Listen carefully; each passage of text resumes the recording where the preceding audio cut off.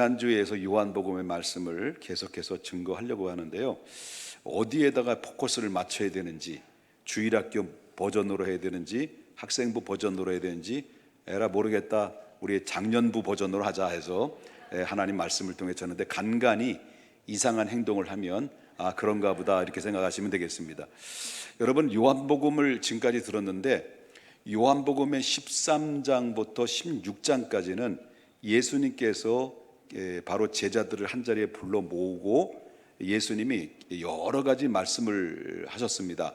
그 말씀의 핵심은 바로 뭐냐면, 예수님은 십자가에 못 박혀 죽으심과 그 다음에 죽은 자 가운데서 다시 부활하실 것과, 그리고 하나님은 하나님의 자리로 계셨던 곳으로 다시 올라가는 대신에 바로 보혜사 성령을 너에게 보내줄 것이다 라고 하는 십자가와 부활과 성령의 임재에 관련된 이 말씀을, 아주 고농축된 말씀을 제자들에게 알려줬습니다. 대화가 이루어졌다라는 거죠. 자, 그리고 오늘 본문에 보면은 이 제자들과 대화를 다 끝난 이후에 예수님은 제자들 보는 가운데서 눈을 들어서 하늘을 우러러보면서 예수님은 하나님께 무언가 기도를 하시는 겁니다. 그래서 여러분이 읽었던 이 본문의 말씀과 요한복음 17장의 전체적인 내용은 어떤 기도냐면 대제사장적 기도라고 이렇게 이야기합니다. 신학적인 용어로 대제사장적 기도로 하나님 앞에 드려지는 이 광경들을 저와 여러분이 본문을 통해서 배울 수가 있다라고 하는 것입니다. 자, 오늘 그 중에 이 본문은 예수님이 이제 조금 있으면 십자가에 못 박혀 죽으실 것을 임박했다는 것을 아시고 예수님께서 드렸던 그 기도가 있는데, 오늘 본문에서만 예수님이 드렸던 기도는 세 가지의 기도로 요약할 수가 있습니다. 그 중에 첫 번째는 바로 뭐냐면 1절에 나오는 말씀인데, 아들을 영화롭게 하옵소서라는 기도의 내용이 들어 있습니다. 자, 1절을 보겠습니다. 1절 중반절에 보니까 뭐라고 나오냐면 때가 이르렀사오니라는 말이 나와요. 때가 이르렀사오니 뭐라고 나오죠? 아들을 영화롭게 하사 아들로 아버지를 모아달라는 거죠. 영화롭게 하게 하옵소서라고 말합니다. 그렇다면 여기서 말하는 때가 이르렀사오니라는 말 속에서 때라는 것은 카이로스라는 헬라의 원문을 이야기할 수 있습니다.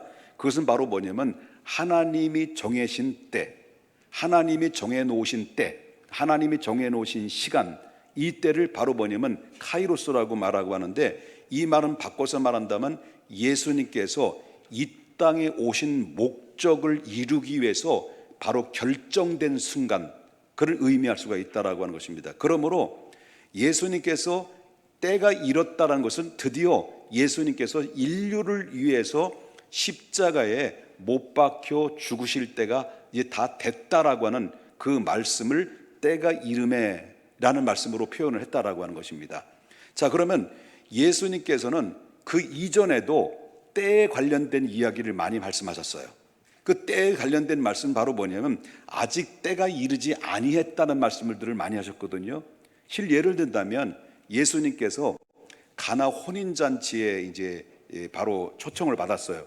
근데 이 가나 혼인잔치에 한참 무르익다가 그 잔치집에 포도주가 다 떨어진 거예요. 그러니까 예수님의 어머님이 예수님께 달려와서 포도주가 다 떨어졌습니다 라고 예수님께 뭔가 부탁을 했는데, 예수님께서 여자여 나와 무슨 상관이 있습니까? 라고 하시면서 예수님이 요한복음 2장 4절에 뭐라고 말씀하십니까? 내 때가 아직 이르지 아니하였느니라. 아니하였나이다. 그럼 바로 뭐냐면 이 때는 무엇을 의미하는가를 또 성경에 보니까 요한복음 7장 8절에 보니까 바로 뭐냐면 예수님의 동생들이죠, 형제들이 당신이 메시아면 예루살렘에 들어가서 바로 당신이 메시아인 것을, 유대인이 왕인 것을 선포하고, 그리고 유대인이 왕이 되소서라고 이 예수님의 형제들이 예수님께 간구했단 말이에요. 그럴 때 예수님께서 요한복음 7장 8절에 뭐라고 말씀하시냐면 아직 내 때가 아직 이르지 못했다. 뭐라고 나오죠? 내 때가 아직 차지 못했으니라고 했습니다. 아직 이르지 그때가 아니다라는 얘기를 하는 거죠. 그뿐만 아닙니다. 자, 예수님이 가는 곳곳마다 예수님을 싫어했던 사람이 있어요. 저 예수를 언제 죽이지? 이제 지금 기회를 잡아야 하는데 기회가 없네. 그러면서 기회를 포착하기 위해서 시시때때로 예수님을 죽이려고 그렇게 하다가 어느 순간에 결정적인 때가 왔어요. 자, 야, 이때가 왔다. 그래서 예수님을 잡아서 체포를 하자 해가지고 체포하려고 유대인들이 몰려드는 거예요. 그런데 그렇게 예수님을 체포하려고 잡으려고 했는데, 그런데 요한복음 7장 30절 보겠습니다. 어떻다는 거예요? 그들이 예수님을 잡으려고 했는데 어떻다는 거예요? 손을 대는 자가 없다는 거죠. 잡을 수가 없다는 거죠. 왜? 예수님의 권위 앞에 그들은 다가갈 수가 없었다라는 거죠. 그러면서 그 이유 뭐라고 말했습니까? 30절에 됐는데까지 끝났죠. 근데 손을 대는 자가 없으니 이는 그 이유는 뭘까요? 그의 때가 아직 이르지 아니했다는 거예요. 이해되셨습니까? 그런데 지금은 어떻다라는 거예요? 지금은 어떻다는 거예요? 지금 다르다라는 거죠. 뭐라 그러니까? 예수님 기도 속에 때가 이르렀사오니, 그때는 아니었는데 지금 이 순간은 때가 이르렀으니, 이 말은 무슨 말입니까? 지금은 바로 인류를 위해서 구속하기 위해서 십자가를 져야 될 구속사적 클라이맥스가 이루어졌다라는 것을 보게 된다라는 거죠. 다시 말한다면 십자가를 짊어진 순간이 다가왔다라는 것을, 이 때가 왔다는 말씀을 하셨다는 거예요. 그래서 이 때가 바로 어떤 때냐? 하나님의 영광을, 하나님을 영화롭게 하는 때다라는 것을 예수님께서 언급했다라고 하는 것을 보게 된다는 거죠. 자, 예수님은 십자가에 얼마든지 십자가를 피할 수 있는 권세도 있고 능력도 있어요. 자, 예수님은 바로 뭐예요? 물고기 2마리와 보리떡 5개 가지고 가져와 했을 때 그 물고기 2마리와 보리떡 5개를 기도하시고 하늘을 우러 기도하신 다음에 막 하나님 앞에 막 기도하시고 물고기를 그리고 보리떡을 제자들에게 다 시켜가지고 떼어주는데, 그 안에서 하나님의 기적 같은 역사가 일어나는데, 태초에 말씀이 천지를 창조했던 것처럼 물고기 2마리 가지고 보리떡 5개를 가지고 그 자리 현장에 앉아있는 사람 5,000명을 먹이고도 남은 12광주를 남았던 능력을 가지고 있단 말이에요. 예수님은 죽었어. 아니, 예수님 죽은 게 아니라 죽은 사람이 있었어. 예수님의 친구예요. 그가 누구예요? 나사로. 아니 누구지? 누구죠? 갑자기 잊어버렸네. 나사로 죽었단 말이에요. 여러분 째려보는 바람에 잠깐 이게 끊겼어요. 나사로 죽었단 말이에요. 4일이 됐어. 4일이 됐는데 예수님께서 한마디에 말씀하셨어요. 나사로야 나오라 라고 예수님께서 한마디에 선포할 때, 죽은 지 사흘이 됐는데 시체 냄새가 나는데 그 묶었던 붕대를 다 헤쳐버리고 한 걸음 한 걸음 뚜벅뚜벅 묘지에서 나오는 기적이 일어났단 말이죠. 그러면 예수님의 그만큼 전능성을 가지고 능력을 가지시고 권세와 능력도 가지신 분인데, 그렇지만 내 때가 이르렀다는 것은, 그때가 이르렀다는 것은 예수님의 십자가의 고난을 더 이상 피하지 않고 자발적으로 고난의 길을 택했다는 거예요. 이해되시면 아멘 합시다. 오직 하나님을 영화롭게 하기 위해서 십자가에 순종하시겠다라는 것이 예수님께서는 첫 번째 결의에 담은 기도의 내용이었다라는 것을 보게 된다라고 하는 거예요. 두 번째 기도에, 자, 2절과 3절에 보는 말씀은 영생을 얻게 하옵소서라는 말이 기도입니다. 자, 2절과 3절 다 같이 읽겠습니다. 시작. 아버지께서 아들에게 주신 모든 사람에게 영생을 만민을 다스리는 권세를 아들에게 주셨음이로소이다. 영생은 곧 유일하신 참 하나님과 그가 보내신 자 예수 그리스도를 아는 것이니라. 자, 이 말씀이 어떤 말씀일까요? 자, 이 말씀을 요약을 하면 예수님은 만민을 다스릴 수 있는 권세를 하나님께로부터 받았다는 거예요. 자, 예수님의 권세는 바로 그 하나님께로부터 만민을 다스릴 수 있는 권세를 받았다는 것을 이 땅에 살아가면서 많은 것을 보여줬죠. 각한 귀신들이 떠나가고 막 오병이의 역사가 일어나고 죽은 자들이 살아나게 되고 예수님의 말씀 한 말씀의 외침을 통해서 바로 그 엄청난 폭포 같은 파도가 잠잠해지고 자연과 모든 것들이 주님의 명령에 따라서 순종하게 되고 이런 모든 권세를 예수님이 가지고 있었다라는 거예요.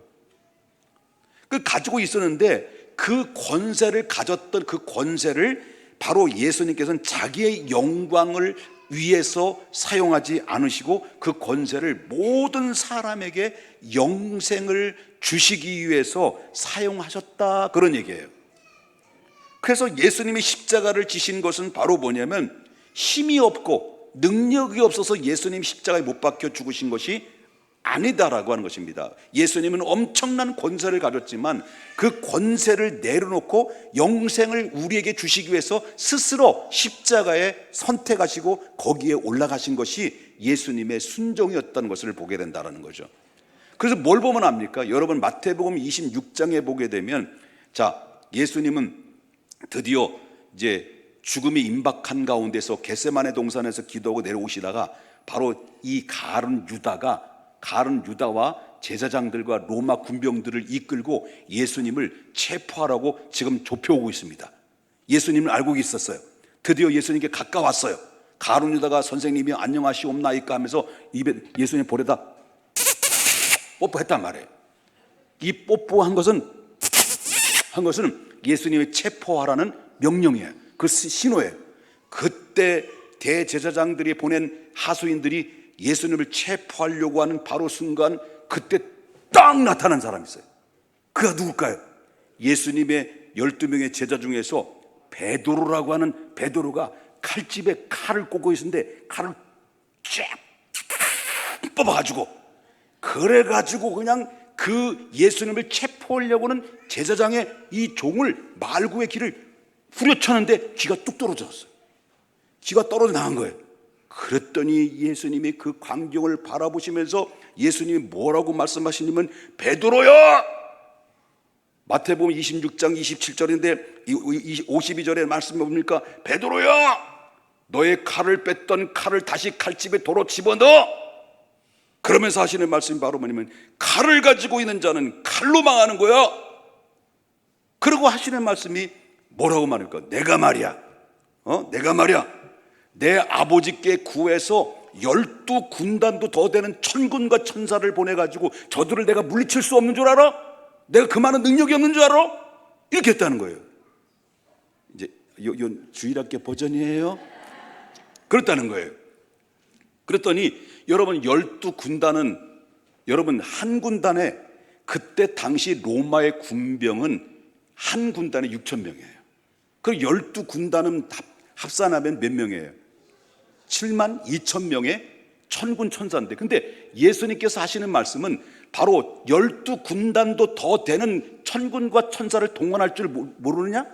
동원할 수 없는 줄 아냐 내가?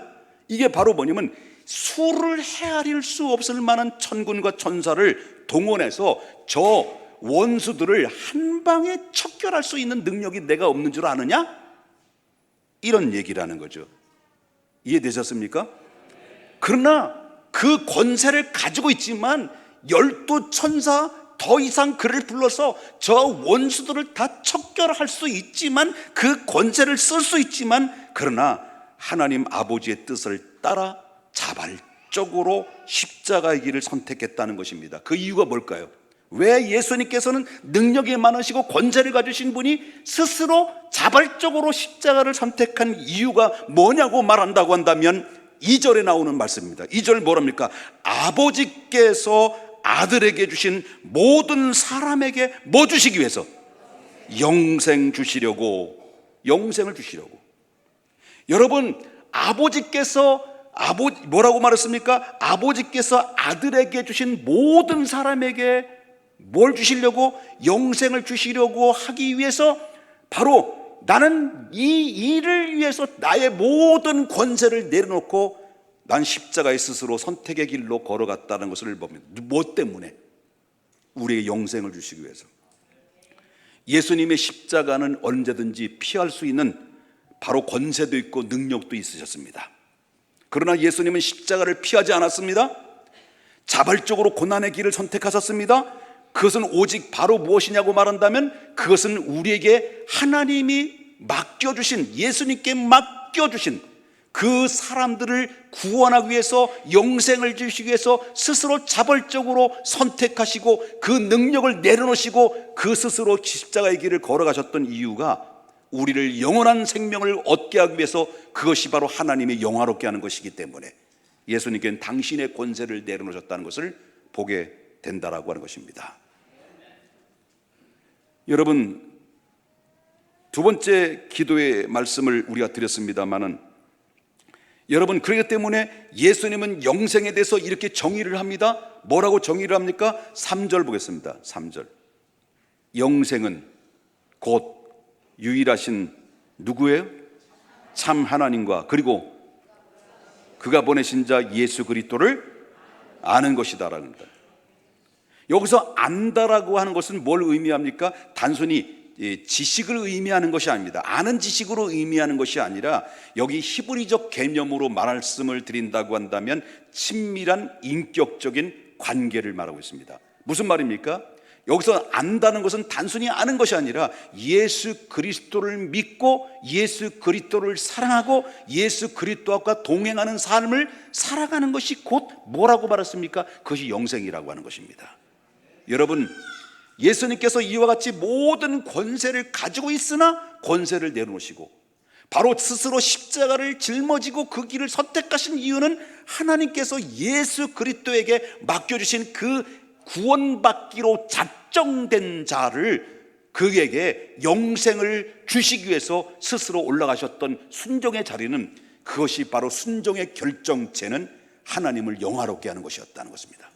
그러므로 말미암아 저와 여러분이 스스로 선택하신 그 십자가의 고난의 그 길에 올라가신 그 까닭에 저와 여러분은 무엇을 얻은 자가 됐습니까? 영원한 생명을 얻는 구원받은 백성이 된 것을 믿으셔야 될 줄 믿는 거예요. 여러분, 그렇기 때문에 저와 여러분이 이 세상에 수많은 사람들이 있다고 해서 다 구원받는 게 아니에요. 우리가 얼마나 하나님께 감사해야 될 이유가 있다고 한다면 그것이 무엇입니까? 아까도 말씀드렸습니다만 2절에 아버지께서 아들에게 주신 자에게만. 그러면 그것은 뭡니까? 하나님께서 우리에게 믿기로 작정된 자들이 있다라는 거죠. 그래서 여러분, 로마서 8장에는 이렇게 말씀하셨습니다. 5가지입니다. 하나님의 만세전에 여러분들을, 아이고 참, 나 성질 급해요. 하나님의 만세전에 여러분들을 아신, 여러분들을 정하신, 여러분들을 부르신, 여러분들을 의롭게 한 여러분들을, 이미 여러분들을 구원받기로 이미 선택하셔서 선택된 그 자를 위해서 하나님이 예수님께 맡겨주셨고, 예수님이 그들을 위해서 십자가에 못 박혀 죽으셨을 때 드디어 예수님이 십자가와 함께 우리가 믿기로 작정된 자들이 예수님께 돌아오고 예수님을 영접했는데, 여러분, 그 영접한 그 대상자들이 저와 여러분이 됐다고 한다면 이건 하나님의 은혜가 아니면 불가능한 거라는 거예요. 믿으시면 크게 한번 아멘하십시다. 여러분, 그래서 하나님께서 이 기도는 어떤 기도였습니까? 아까도 말했지만 이 영생에 대해서 말씀하셨지만 영생은 무엇입니까? 아는 게 아니라는 거예요. 하나님의 예수 그리스도를 믿고 사랑 안에서 예수님과 동행하는 삶을 살 때 영생의 기쁨이 극대화돼서 우리에게 은혜가 넘치고 감사가 넘치고 기쁨이 넘치게 돼서 여러분, 우리의 삶이 행복하고 하나님 나라에 대한 소망이 더 꿈틀거리게 되는 역사는 하나님 구원받은 영생을 얻은 자만이 누릴 수 있는 축복이고 특권이라는 것을 믿으셔야 될 줄 믿는 거예요. 세 번째 기도의 제목은 무엇이었습니까? 나를 영화롭게 하옵소서. 5절입니다. 우리 다 같이 함께 읽겠습니다. 시작. 아버지여, 창세전에 내가 아버지와 함께 가졌던 영화로서 지금도 아버지와 함께 나를 영화롭게 하옵소서. 자, 여기서 보면 아버지요, 창세전에 내가 아버지와 함께 가졌던 영화. 그러면 예수님은 창세전에 누구와 함께 하셨다는 거예요? 하나님과 함께 하셨다는 거예요. 예수님은 창세전에 하나님과 함께 하셨던 영화를 가졌다는 거죠. 여러분, 창세전이라는 것은 뭘 의미합니까? 창세전이라는 것은 이 세상이 만들어지기 전을 창세전이라고 말합니다. 그리고 예수님께서 이 세상이 만들어지기 이전부터 누구와 함께 하셨다는 거예요. 하나님과 함께 하셨다는 거예요. 대부분 사람들은 예수님 그러면 사람들은 어떻게 합니까? 보편적으로 여러분들 중에서 그렇게 생각하시는 분도 있을 거예요. 예수님 그렇게 생각하면 보편적으로 사람들은 뭐라고 말하냐면, 이 땅의 인간 중에서 가장 뛰어난 분, 이 땅의 인간들 중에서 가장 성스러운 분, 이 땅에서 가장 훌륭한 분. 그래서 사람들은 어떤 때 장로 시험을 볼 때 예수님이 누굽니까? 그럴 때 4대 성자 중에서 한 명이라는 아주 답답한 답안을 내렸다는 거예요. 여러분, 사람들은 생각하기를 예수님께서는 사람들을 예수님을 인간으로 봤다, 인간. 근데 우리는 예수님은 원래 인간이 아니었다는 거예요. 원래 인간이 아니었다는 거예요. 그래서 분명한 것은 원래 인간이 아니셨는데 인간으로 이 땅에 오신 것뿐이라는 거예요. 그래서 여러분, 요한복음 1장 1절부터 2절을 보겠습니다. 뭐라고 나옵니까? 이제 이해되신 거예요? 저는 원래 특징이 쉬운 거를 어렵게 얘기하는 사람의 특징이지. 자, 1절과 2절 시작. 태초에 말씀이 계시니라. 이 말씀이 하나님과 함께 계셨으니 이 말씀은 곧 하나님이시라. 그가 태초에 하나님과 함께 계셨던 분이. 자, 태초에 말씀이 계시니라. 말씀이 하나님과 함께 하셨다. 말씀은 곧 하나님이고 하나님은 곧 말씀이다라고 그랬습니다. 그죠? 근데 그 말씀이 그 누구냐라는 거. 말씀이 누구냐? 예?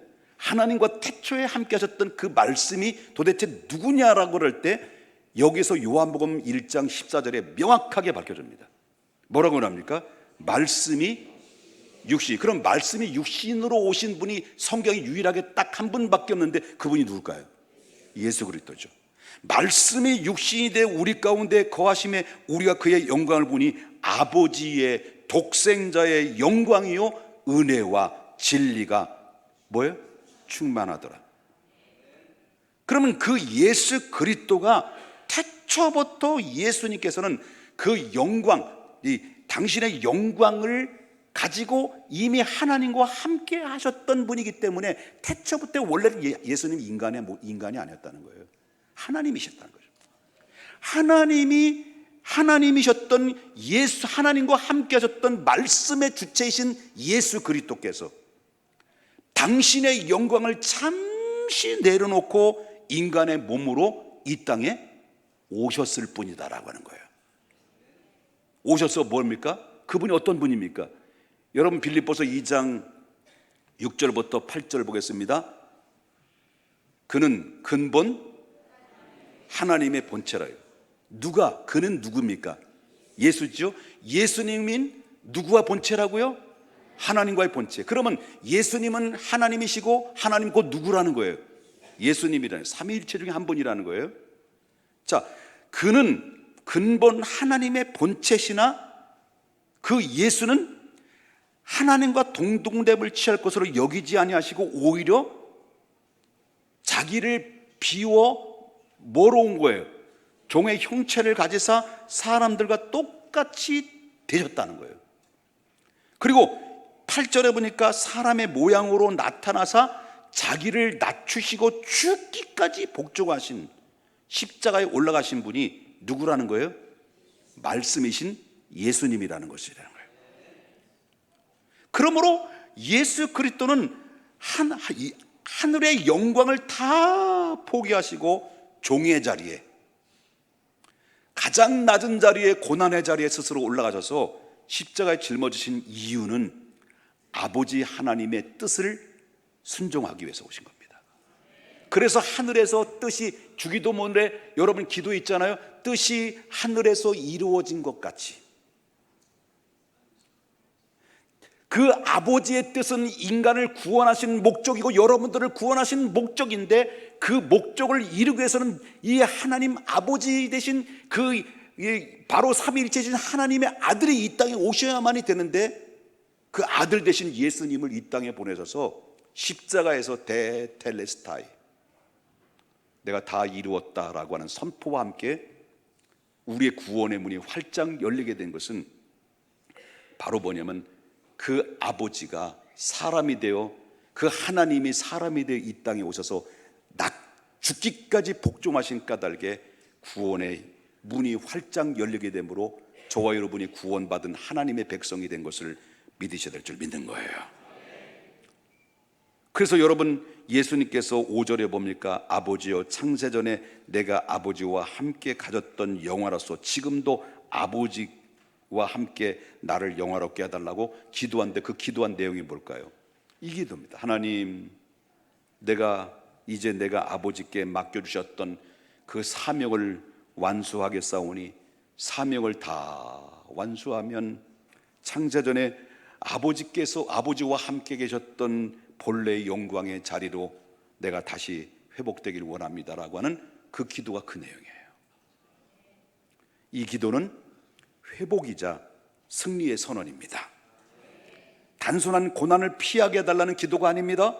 고난을 이겨낸 후에 다시 하나님의 본래의 자리로 돌아가기를 바랐던 것입니다. 그래서 하나님은 인간을 구원하기 위해서 잠시 하나님이 사람의 몸을 입고 이 땅에 오셔서 세상 죄를 지고 하는 하나님의 어린 양이 되셔서 십자가의 모든 것을 대속해 주시고, 인류에게 누구든지 주의 이름을 부르는 자는, 누구든지 주 예수 그리스도를 믿는 자는 다 구원을 얻을 수 있는 하나님의 은혜의 길을 열어놓으시고 다시 본래의 자리로 올라가시는 것이 바로 하나님의 사명이고 하나님의 뜻이었다는 것을 보게 된다는 거예요. 다시 말한다면 십자가는 끝이 아니라 영광으로 가는 길목임을 여러분 확신해 드리는 기도라는 것을 볼 수 있습니다. 결론적인 말씀 드립니다. 우리가 드릴 가장 위대한 기도는 뭘까요? 예수님이 드렸던 기도를 보면서 우리도 무언가 느끼는 게 있어야 되지 않겠습니까? 사랑하는 여러분, 우리가 이 땅에서 하나님께 드릴 수 있는 최고의 위대한 기도가 무엇일까요? 하나님, 나로 하여금 아버지를 영화롭게 하옵소서. 예수님이 이렇게 기도드렸던 것처럼 우리들도, 저와 여러분들도 하나님이 내게 주신 은사와 내게 주신 막강한 영향력과 그리고 또한 기회와 이 사명을, 하나님 이 모든 것을 통해서 하나님이 영화롭게 되길 원합니다. 내가 가진 것, 내가 모든 권한, 내가 가진 모든 것들이 이제부터는 하나님의 영화롭게 되길 원합니다라고 이렇게 기도하며 하나님 앞에 간구하고 간청할 때 그 기도야말로 하나님이 위대한 기도로 인정하신다라고 하는 거예요. 우린 기도할 때 어떤 기도합니까? 하나님, 우리 남편 사업 잘 되게 해주시고, 우리 아내 잘 먹고 잘 살고 살찌게 해주시고, 그리고 건강하게 해주시고, 우리 자식들 다 좋은 대학 나오고 좋은 며느리 보고 사위 보고, 그리고 잘 먹고 잘 살게 하시고, 용돈 바로 이 큰 사위에게 1,000만 원, 둘째 사위에게 1,000만 원 받게 해주시고, 우리가 기도하는 그 기도가 다 그런 기도예요.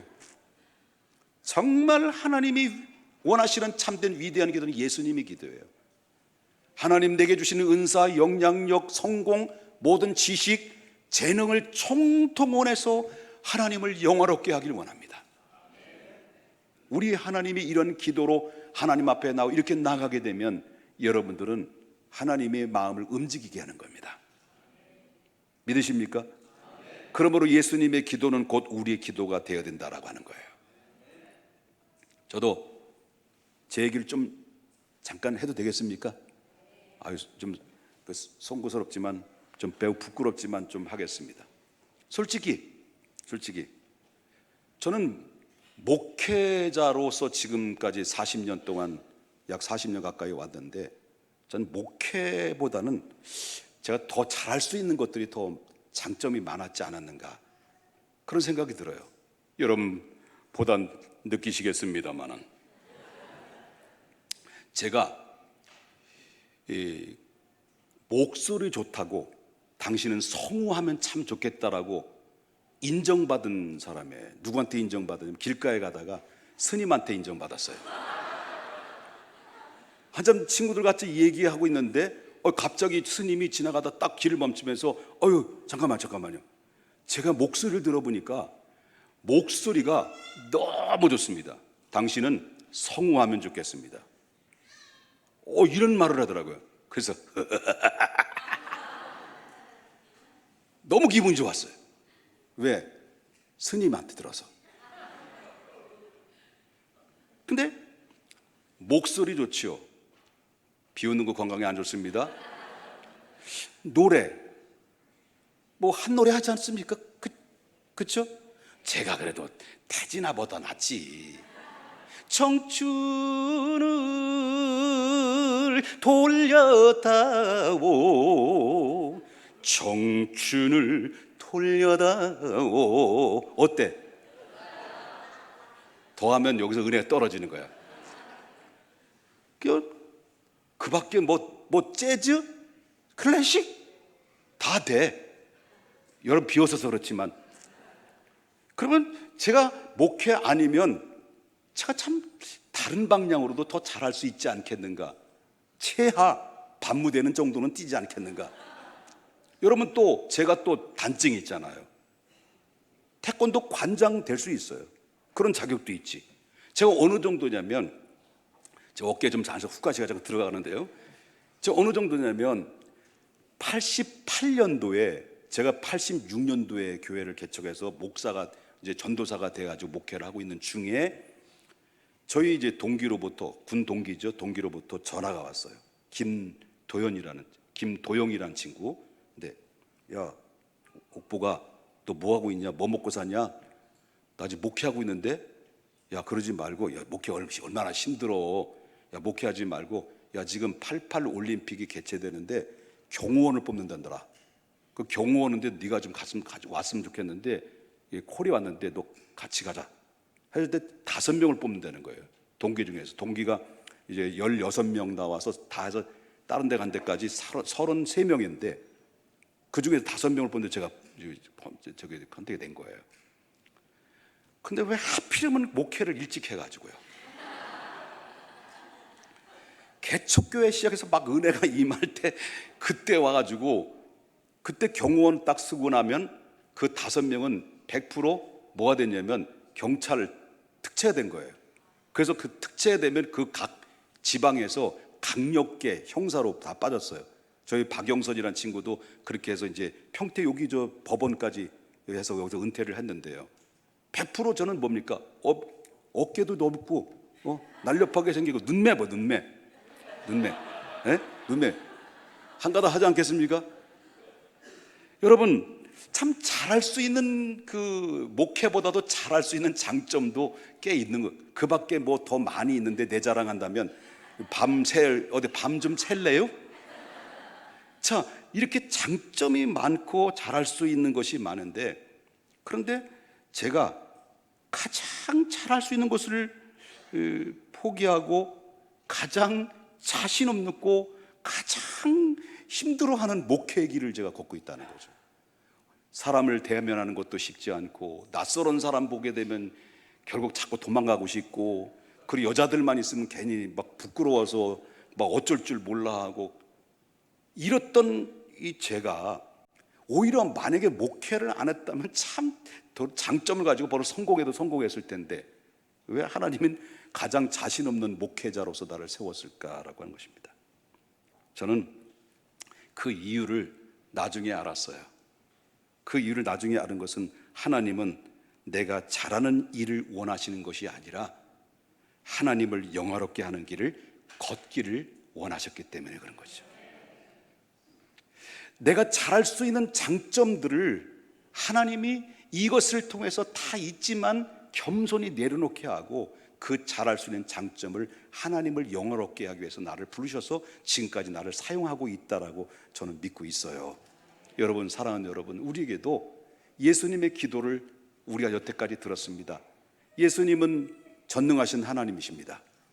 그리고 예수님의 모든 권세와 능력을 가지십니다. 그러나 하나님을 영화롭게 하기 위해서, 하나님의 뜻을 이루기 위해서 바로 우리의 영혼들을 구원하기 위해서 바로 예수님은 스스로 십자가를 짊어지고 모든 고난을 내려놓으셨습니다. 그리고 하나님을 영화롭게 하기 위해서 모든 것을 드렸습니다.